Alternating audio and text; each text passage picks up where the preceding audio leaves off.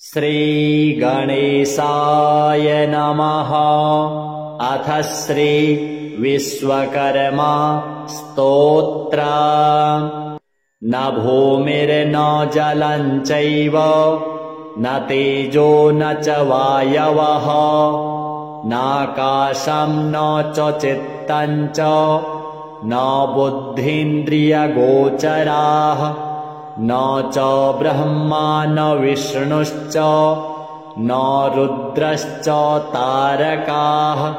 सर्वशून्या निरालम्बा स्वयंभूता विराट सत् सदा परात्मा विश्वात्मा विश्वकर्मा सदाशिवः। श्रितमध्यतमध्यस्थं ब्रह्मादिसुरसेवितां लोकाध्यक्षं भजेऽहं त्वां विश्वकर्माणमव्ययम्। प्राकादिदिङ्मुखोत्पन्नो सनकश्च सनातनः अभुवनस्य प्रत्नस्य सुपर्णस्य नमाम्यहम्। अखिलभुवनबीजकारणम् प्रणवतत्त्वं प्रणवमयं नमामि। पञ्चवक्त्रं जटाधरं पञ्चदशविलोचनं सद्योजाताननं श्वेतं वामदेवं तु कृष्णकम् अघोरं रक्तवर्णं च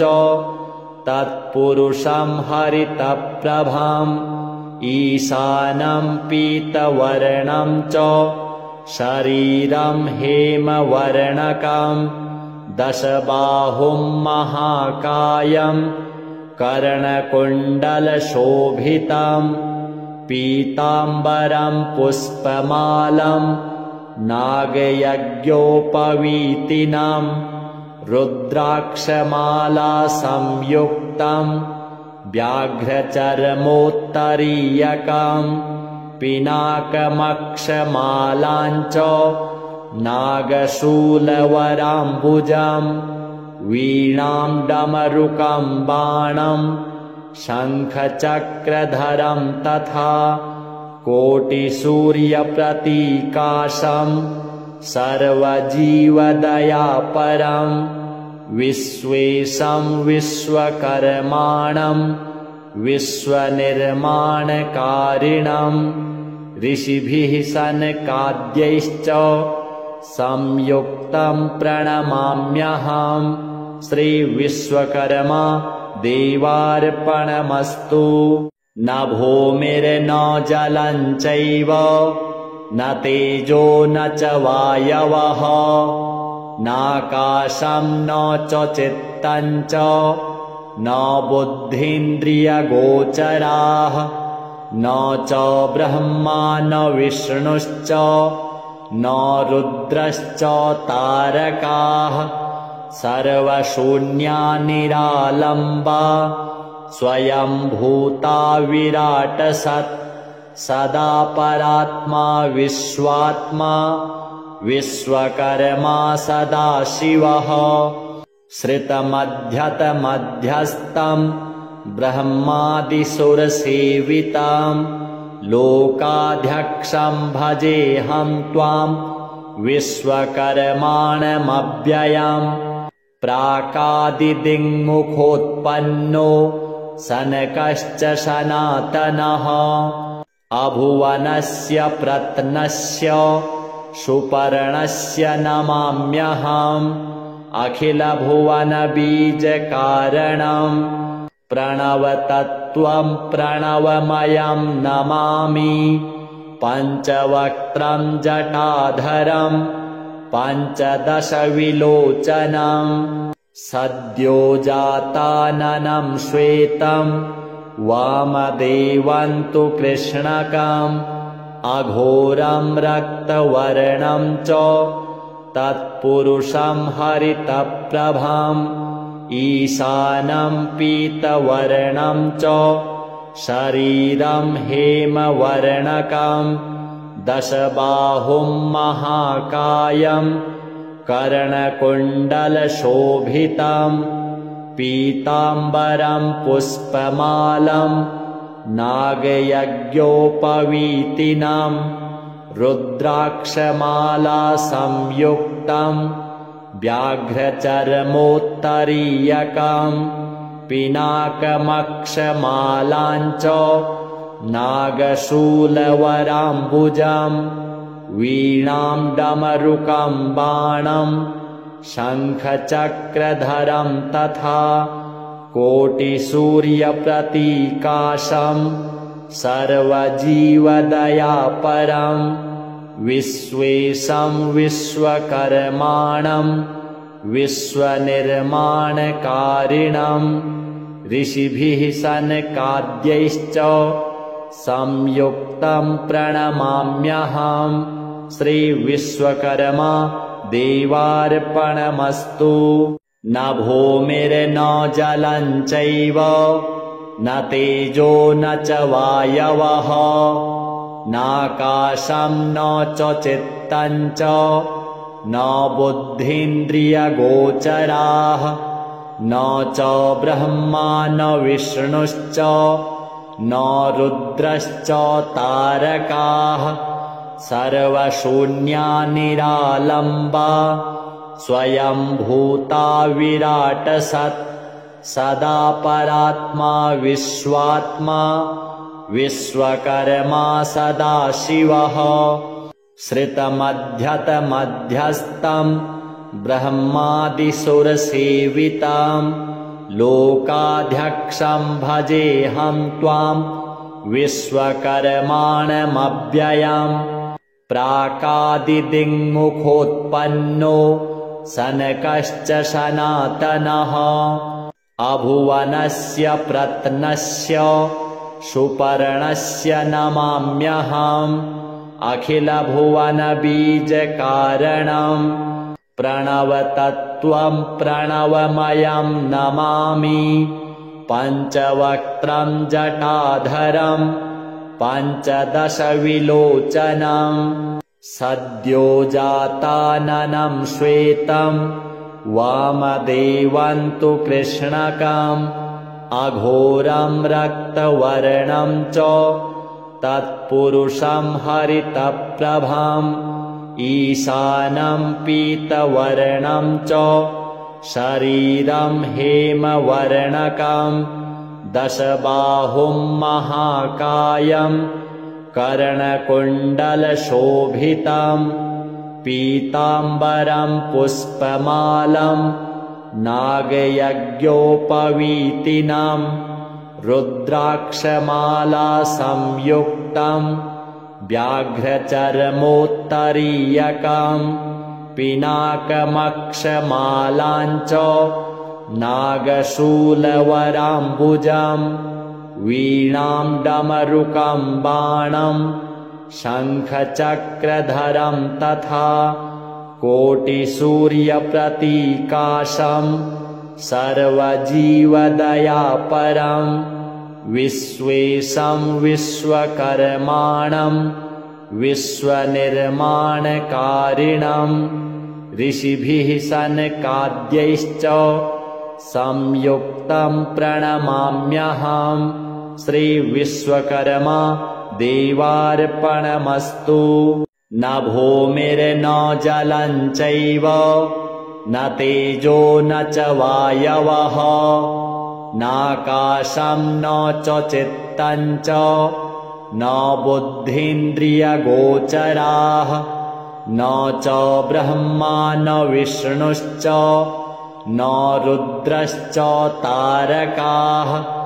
सर्वशून्या निरालम्बा स्वयंभूता विराटसत् सदा परात्मा विश्वात्मा विश्वकर्मा सदाशिवः श्रितमध्यतमध्यस्थं ब्रह्मादिसुरसेवितं लोकाध्यक्षं भजेऽहं त्वां विश्वकर्माणमव्ययम् प्राकादिदिङ्मुखोत्पन्नो सनकश्च सनातनः अभुवनस्य प्रत्नस्य सुपर्णस्य नमाम्यहम् अखिलभुवनबीजकारणम् प्रणवतत्त्वम् प्रणवमयम् नमामि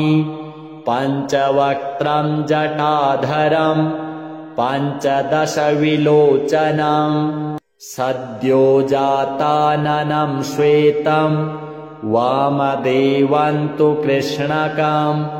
अघोरम् रक्तवर्णम् च तत्पुरुषम् हरितप्रभम् ईशानम् पीतवर्णम् च शरीरम् हेमवर्णकम् दशबाहुम् महाकायम् कर्णकुण्डलशोभितम् पीताम्बरम् पुष्पमालम् नागयज्ञोपवीतिनम् रुद्राक्षमाला संयुक्तम् व्याघ्रचर्मोत्तरीयकम् पिनाकमक्षमालाञ्च नागशूलवराम्बुजम् वीणाम् डमरुकम् बाणम् शङ्खचक्रधरम् तथा कोटिसूर्यप्रतीकाशम् सर्वजीवदयापरम् विश्वेशम् विश्वकर्माणम् विश्वनिर्माणकारिणम् ऋषिभिः सनकाद्यैश्च संयुक्तम् प्रणमाम्यहम् श्रीविश्वकर्मा देवार्पणमस्तु। न भूमिर्न जलम् चैव न तेजो न च वायवः नाकाशम् न च चित्तम् च न बुद्धीन्द्रियगोचराः न च ब्रह्मा न विष्णुश्च न रुद्रश्च तारकाः सर्वशून्या निरालम्बा स्वयंभूता विराटसत् सदा परात्मा विश्वात्मा विश्वकर्मा सदाशिवः श्रितमध्यतमध्यस्थम् ब्रह्मादिसुरसेवितम् लोकाध्यक्षम् भजेऽहम् त्वाम् विश्वकर्माणमव्ययम् प्राकादिदिङ्मुखोत्पन्नो सनकश्च सनातनः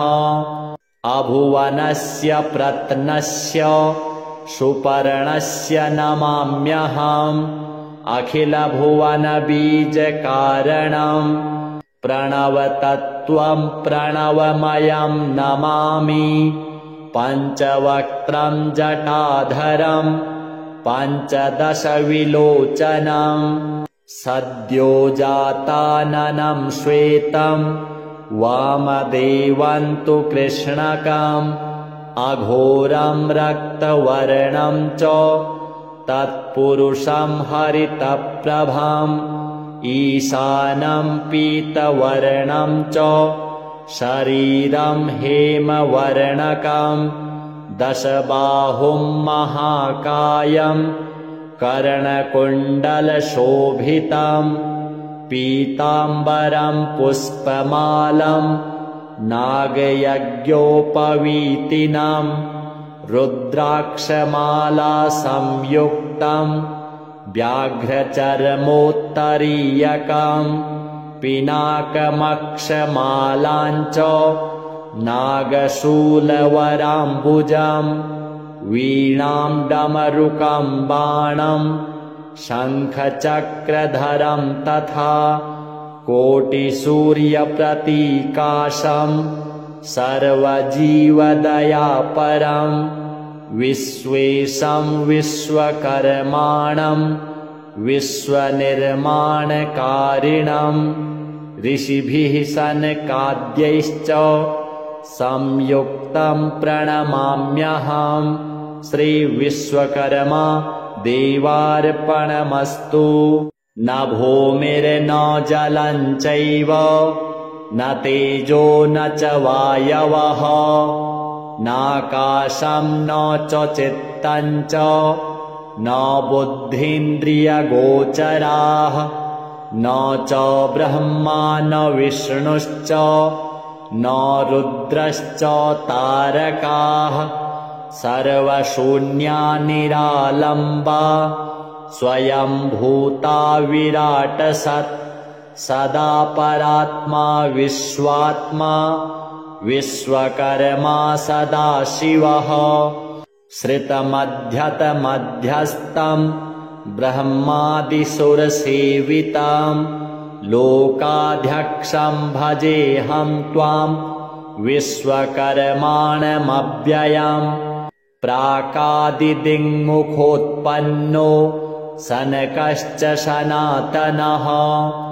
अभुवनस्य प्रत्नस्य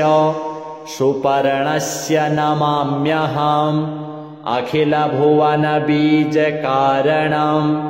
प्रणवतत्त्वम् प्रणवमयम् नमामि पञ्चवक्त्रम् जटाधरम् पञ्चदशविलोचनम् सद्योजाताननम् श्वेतम् वामदेवम् तु कृष्णकम् अघोरम् रक्तवर्णम् च तत्पुरुषम् हरितप्रभम् ईशानम् पीतवर्णम् च शरीरम् हेमवर्णकम् दशबाहुम् महाकायम् कर्णकुण्डलशोभितम् पीताम्बरम् पुष्पमालम् नागयज्ञोपवीतिनम् रुद्राक्षमाला संयुक्तम् व्याघ्रचर्मोत्तरीयकम् पिनाकमक्षमालाञ्च नागशूलवराम्बुजम् वीणाम् डमरुकम् बाणम् शङ्खचक्रधरम् तथा कोटिसूर्यप्रतीकाशम् सर्वजीवदयापरम् विश्वेशम् विश्वकर्माणम् विश्वनिर्माणकारिणम् ऋषिभिः सनकाद्यैश्च संयुक्तम् प्रणमाम्यहम् श्रीविश्वकर्मा देवार्पणमस्तु न भूमिर्न जलम् चैव न तेजो न च वायवः नाकाशम् न च चित्तम् च न बुद्धीन्द्रियगोचराः न च ब्रह्मा न विष्णुश्च न रुद्रश्च तारकाः सर्वशून्या निरालम्बा स्वयंभूता विराटसत् सदा परात्मा विश्वात्मा विश्वकर्मा सदाशिवः श्रितमध्यतमध्यस्थम् ब्रह्मादिसुरसेविताम् लोकाध्यक्षम् भजेऽहम् त्वाम् विश्वकर्माणमव्ययम् प्राकादिदिङ्मुखोत्पन्नो सनकश्च सनातनः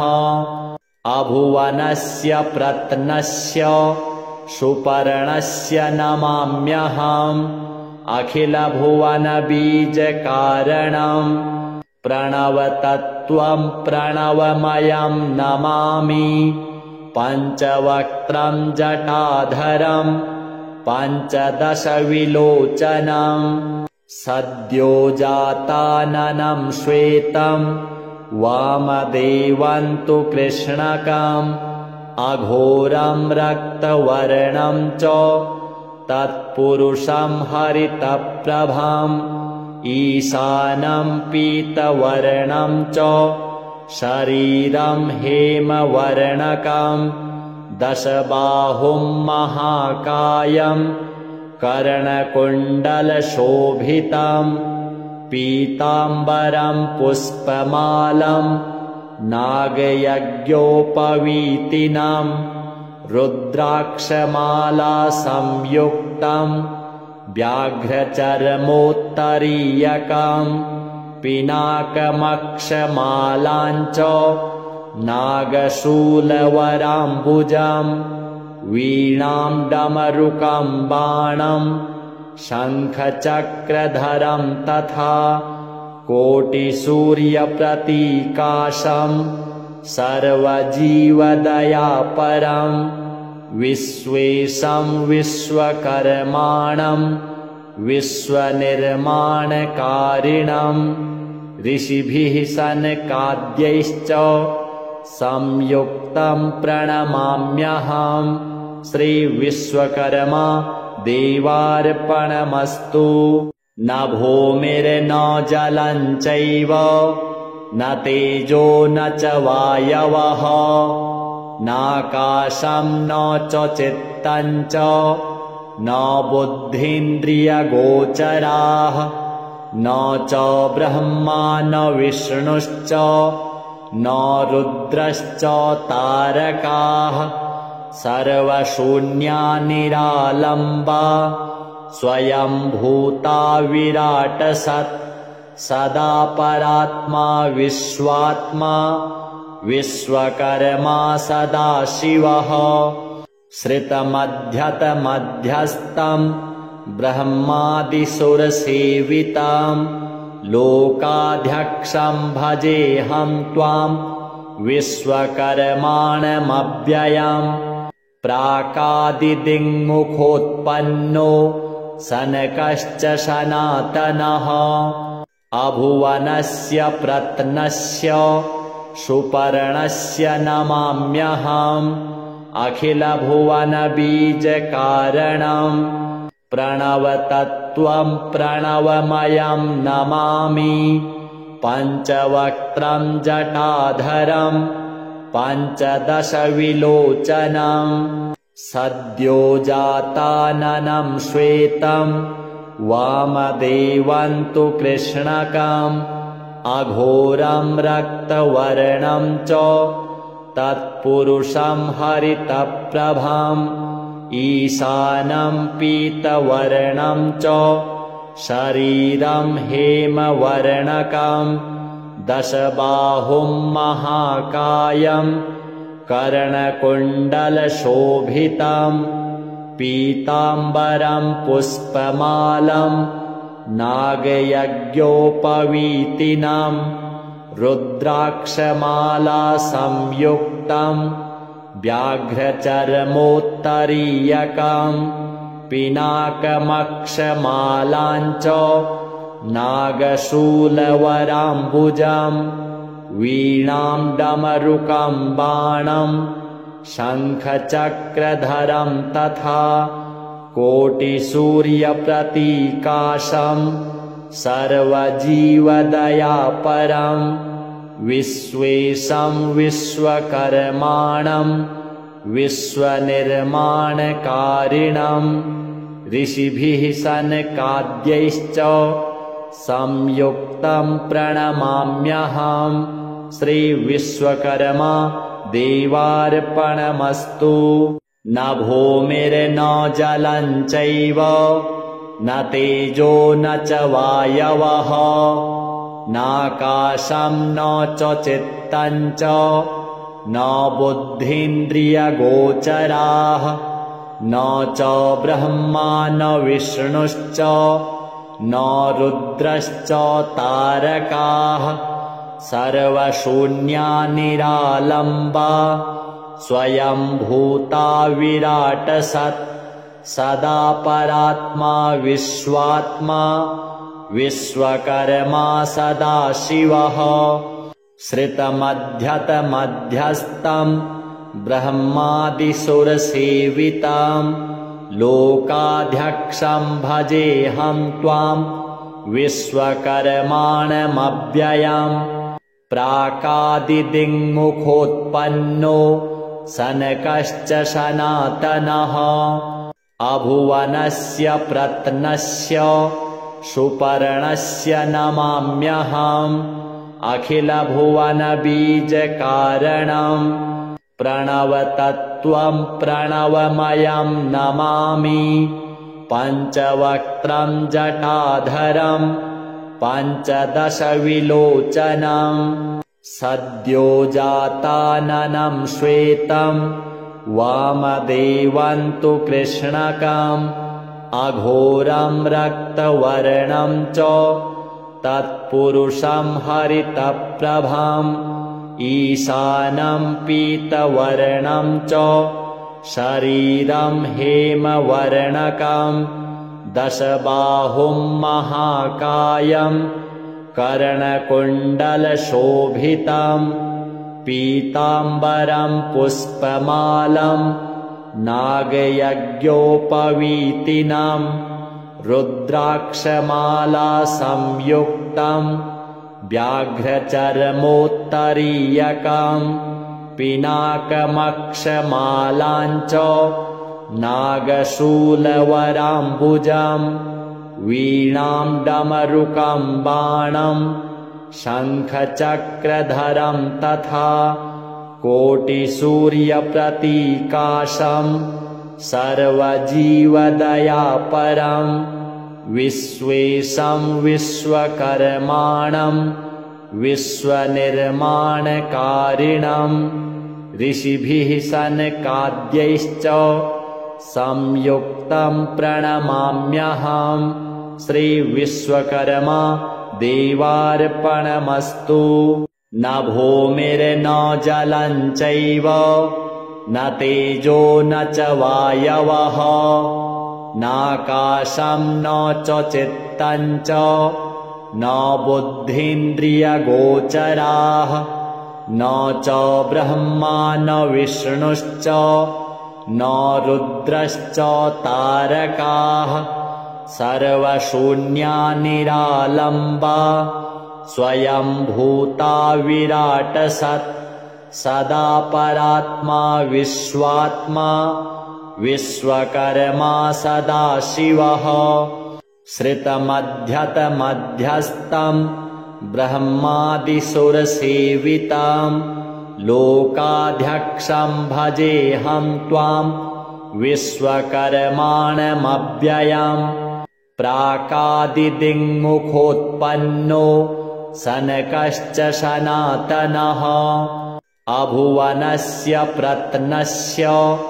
सुपर्णस्य नमाम्यहम् अखिलभुवनबीजकारणं प्रणवतत्त्वं प्रणवमयं नमामि पञ्चवक्त्रं जटाधरं पञ्चदशविलोचनं सद्यो जाताननं श्वेतं वामदेवं तु कृष्णकम् अघोरं रक्तवर्णं च तत्पुरुषं हरितप्रभम् ईशानं पीतवर्णं च शरीरं हेमवर्णकं दशबाहुं महाकायं कर्णकुण्डलशोभितं पीताम्बरं पुष्पमालं नागयज्ञोपवीतिनं रुद्राक्षमाला संयुक्तं व्याघ्रचर्मोत्तरीयकं पिनाकमक्षमालाञ्च नागशूलवराम्बुजं वीणां डमरुकं बाणं शङ्खचक्रधरं तथा कोटिसूर्यप्रतीकाशं सर्वजीवदयापरं विश्वेशं विश्वकर्माणं विश्वनिर्माणकारिणं ऋषिभिः सनकाद्यैश्च संयुक्तं प्रणमाम्यहं श्रीविश्वकर्मा देवार्पणमस्तु। न भूमिर्न जलं चैव न तेजो न च वायवः नाकाशं न च चित्तं च न बुद्धीन्द्रियगोचराः न च ब्रह्मा न विष्णुश्च न रुद्रश्च तारकाः सर्वशून्या निरालम्बा स्वयंभूता विराटसत् सदा परात्मा विश्वात्मा विश्वकर्मा सदाशिवः श्रितमध्यतमध्यस्थम् ब्रह्मादिसुरसेविताम् लोकाध्यक्षम् भजेऽहं त्वाम् विश्वकर्माणमव्ययम् प्राकादिदिङ्मुखोत्पन्नो सनकश्च सनातनः अभुवनस्य प्रत्नस्य सुपर्णस्य नमाम्यहम् अखिलभुवनबीजकारणम् प्रणवतत्त्वम् प्रणवमयम् नमामि पञ्चवक्त्रम् जटाधरम् पञ्चदशविलोचनम् सद्योजाताननम् श्वेतम् वामदेवम् तु कृष्णकम् अघोरम् रक्तवर्णम् च तत्पुरुषम् हरितप्रभम् ईशानम् पीतवर्णम् च शरीरम् हेमवर्णकम् दशबाहुम् महाकायम्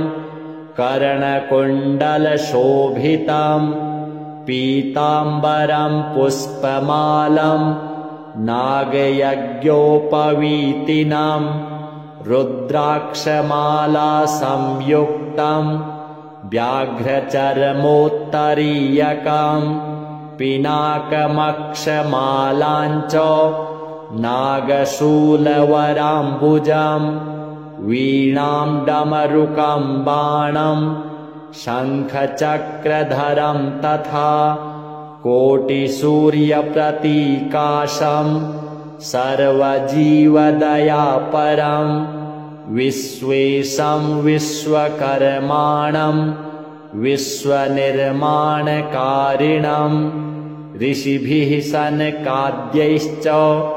संयुक्तम् प्रणमाम्यहम् श्रीविश्वकर्मा देवार्पणमस्तु।